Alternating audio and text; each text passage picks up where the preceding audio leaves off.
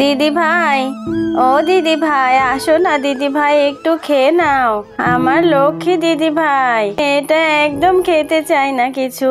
দাদিমা দাদিমা, আমি খাবো, কিন্তু তুমি আমাকে গল্প শোনাবে প্লিজ দাদিমা। যদি গল্প শোনাও তাহলে ভাত খাবো। রোজ রোজ গল্প শুনে শুনে ভাত খাওয়া? এত গল্প আমি কোথায় পাবো রে দিদি ভাই? এই মেয়েটার তো দেখছি বড্ড বদ অভ্যেস হয়ে গেছে। আমি আজকে তোকে কি গল্প শোনাই বল দেখিনি। দাদিমা দাদিমা, তুমি তো মজাদার পিৎজা বিক্রি করো। এই পিৎজাগুলো তুমি কি করে বিক্রি করতে শিখলে, আর কি করে পিৎজাগুলো বানাও? আমাকে আজকে তুমি সেই গল্পটাই শোনাও না। তাহলে তুমি আমার পিৎজাওয়ালি হওয়ার গল্প শুনতে চাও, তাই তো? তাহলে বলছি, আমি সেদিন কি করে পিৎজাওয়ালি হলাম। একদিন চাকরির জন্য তোমার বাবা বাড়ি থেকে শহরে চলে যায়। শেফা, তুমি আমার বৃদ্ধ মাটাকে দেখে রেখো। আমি তোমাদের ছেড়ে শহরে চাকরির উদ্দেশ্যে যাচ্ছি। আমার মাটাকে তুমি কখনো কষ্ট দিও না শেফা। তোমরা দুজন মিলেমিশে থেকো। মা, তুমিও শেফাকে দেখে রেখো। মা, তুমি একদম চিন্তা করো না গো, আমি মাকে দেখে রাখবো। তুমি সাবধানে যাও গো, নিজের খেয়াল রেখো তুমি। আর মাকে নিয়ে তোমার অত চিন্তা করতে হবে না।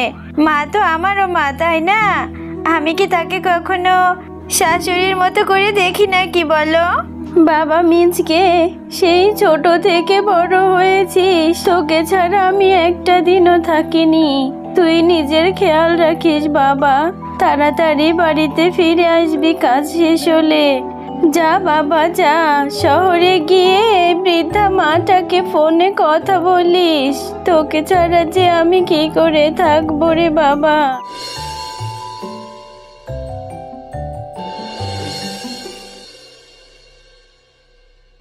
এভাবে বেশ কিছুদিন কেটে যায়। এরপর একদিন মিচকে শিয়ালের মা সখিনা শিয়ালিনী কলসি নিয়ে নদীর ঘাটে জল আনতে যায়। আরে কাকিমা, আপনি নদীর ঘাটে জল নিতে এসেছেন? আপনার বৌমা শেফা শিয়ালিনী কি করছে বাড়িতে? আপনার মতো একটা বৃদ্ধা শিয়ালিনীকে দিয়ে এত বড় একটা কলসিতে জল নেওয়াচ্ছে। ছি ছি ছি। হ্যাঁ গো মামুনি, আমার বৌমাটা এমন ছিল না। আমার ছেলেটা শহরে কাজ করতে যাওয়ার পর থেকেই আমার সাথে এরকম ব্যবহার করে। আমার যে কাজ করতে ভীষণ কষ্ট হয়, কিন্তু বৌমা যে কেন এমনটা করে, আমি তো ওকে আমার মেয়ের মতোই দেখি।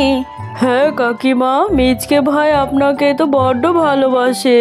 মিচকে ভাই থাকতে কখনো শেফা এরকম করেনি। যাক, কি আর করবেন, আপনার মতো একজন শাশুড়ি পাওয়া যে ভাগ্যের ব্যাপার। বৌমা, আমার তো সময় মতো ভাত খাওয়ার অভ্যেস, তুমি তো জানো। এই থালাতে একটুখানি ভাত দাও না মা, আমার যে খুব খিদে পেয়েছে। আর তোমার রান্নাটা আজকে এত দেরি হলো কেন গো বৌমা? হ্যাঁ হ্যাঁ, আপনার তো শুধু গান্ডে পিন্ডে গিলা, তাছাড়া আর কি করতে পারেন আপনি? এখন এসেছেন আমার দোষ ধরতে? আমার রান্না কেন দেরি হলো, কেন কৈফিয়ত দিব আপনাকে? বসে বসে তো খাচ্ছেন, আমাদের অন্ন ধ্বংস করছেন। কোনো কাজ কাম করেন নাকি আপনি? বৌমা, বসে বসে কি করে খাচ্ছি বলো তো? তোমার সংসারের অর্ধেক কাজ তো আমিই করে দিই। আমার মিজকে বাড়িতে থাকতে তো তুমি এমন ব্যবহার করনি। তুমি এখন কেন আমার সাথে এমন করছো? সামান্য একটু খাবারই তো চেয়েছি। 2 টাকা রোজগার করার মুরুদ নেই, আবার এসেছে আমাকে কথা শোনাতে। ক টাকা রোজগার করেন আপনি? হ্যাঁ, আমি আপনাকে কোনো খাবার দিতে পারবো না। কোথায় গিয়ে খাবেন, খেয়ে নিন, আমার সাথে আর কোনো বকবক করবেন না। সামান্য কটা ভাতের জন্য বৌমা আমার সাথে এরকম করলো। আমি তো আমার ছেলের রোজগারের খাবারই খাচ্ছি। আমি থাকবো না এই বাড়িতে, এক্ষুনি চলে যাব। আর কারোর অন্ন ধ্বংস করতে চাই না আমি। এরপর অভিমান করে বৃদ্ধা শিয়ালিনী তার ছেলের বাড়ি থেকে বেরিয়ে চলে যায়। পিৎজা আছে, পিৎজা মজাদার মুচমুচে, খেতে ভারী স্বাদ। খেতে হলে চলে আসুন আমার দোকানে। পিৎজা আছে, পিৎজা। পিৎজাওয়ালা এসেছে, পিৎজাওয়ালা এসেছে, আমি পিৎজা খাবো। আঙ্কেল আঙ্কেল, আমাকে একটা পিৎজা দিন না। আপনার পিৎজা খেতে না অনেক মজা। আমি যে পিৎজা খুবই পছন্দ করি। দিন না আমায় একটা পিৎজা। এই নাও সোনামণি, তোমার মজাদার পিৎজা। যাও এবার বাড়িতে গিয়ে মজা করে পিৎজা খেয়ে নাও। পিৎজা আছে, পিৎজা মজাদার সুস্বাদু পিৎজা। বাড়ি থেকে তো বেরিয়ে চলে এলাম, কিন্তু আমার যে যাওয়ার মতো কোনো জায়গা নেই। আমার যে খুব খিদেও পেয়েছে। কোথায় যাব এখন একটু খাবারের জন্য? ওই তো দেখা যাচ্ছে একটা লোক দাঁড়িয়ে দাঁড়িয়ে পিৎজা বিক্রি করছে। গিয়ে দেখি আমাকে কিছু খাবার দেয় কিনা। এরপর সেই বৃদ্ধা শিয়ালিনী পিৎজাওয়ালার কাছে যেতে যেতেই পিৎজাওয়ালা মাটিতে ধপাস করে পড়ে মারা যায়।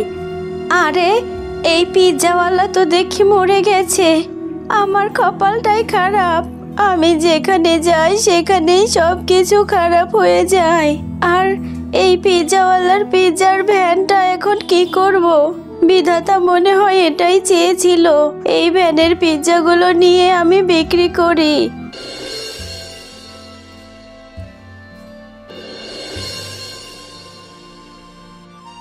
পিৎজা আছে, পিৎজা কে কে নিবে নিয়ে যাও সোনামণিরা। সুস্বাদু মজাদার মুচমুচে পিৎজা, তাড়াতাড়ি এসো। পিৎজা আছে, পিৎজা কে কে নেবে সোনামণিরা। আরে বুড়িমা, আমার বাচ্চাকে বড় একটা পিৎজা দিত। আর এই পিৎজার ভ্যানটা তো আগে একটা দাদা চালাতো, এখন আপনাকে দেখছি। আপনাকে তো আগে কখনোই পিৎজার ভ্যান নিয়ে দেখিনি। দিন বৃদ্ধা শিয়ালিনী রাস্তার ধারে পিৎজা বিক্রি করছিল। তখনই সেখান দিয়ে শেফা শিয়ালিনী যাচ্ছিল। বৌমা, কোথায় যাচ্ছ তুমি? এই ছোট বাচ্চাটা বোধহয় আমার নাতনি। আর তুমি এত শুকিয়ে গেছো কেন বৌমা? আমার মিচকেটা কেমন আছে? মা, আপনি আমার সাথে কথা বলছেন? আমি আপনার সাথে কত অন্যায় করেছি। আমি তো ভেবেছিলাম আপনি আমাকে দেখলে কথাই বলবেন না। আমি যে আপনার সাথে ভীষণ অন্যায় করেছি মা। আপনি চলে আসার কিছুদিন পরেই আপনার ছেলে বাড়ি ফিরে আসার সময় অ্যাক্সিডেন্টে মারা যায়। এরপর আমি এই বাচ্চাটাকে জন্ম দিই।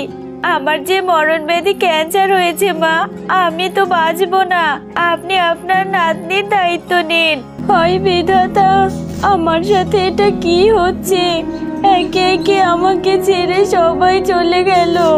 আমার মিচকেও মরে গেছে। বৌমা, তুমিও চলে গেলে। আমার এই নাতনিটা এখন আমার শেষ সম্বল। আমার যে আর কিচ্ছু রইল না। এরপর থেকেই আমি তোকে আমার পিৎজার ভ্যানের উপরে শুইয়ে বসিয়ে তারপর পিৎজা বিক্রি করি। বুঝলি দিদি ভাই, আমি যে তোকে বড় কষ্ট করে বড় করেছি। দাদিমা, তুমি এত কষ্ট করেছো? সত্যি তুমি আমাকে অনেক ভালোবাসো দাদিমা। আমিও তোমাকে অনেক ভালোবাসি। তুমি ছাড়া যে আমার কেউ নেই। আমার প্রিয় বন্ধুরা, আমাদের সাথে থাকার জন্য ধন্যবাদ। আমাদের ভিডিওটি ভালো লেগে থাকলে আমাদের চ্যানেলটি সাবস্ক্রাইব করবে।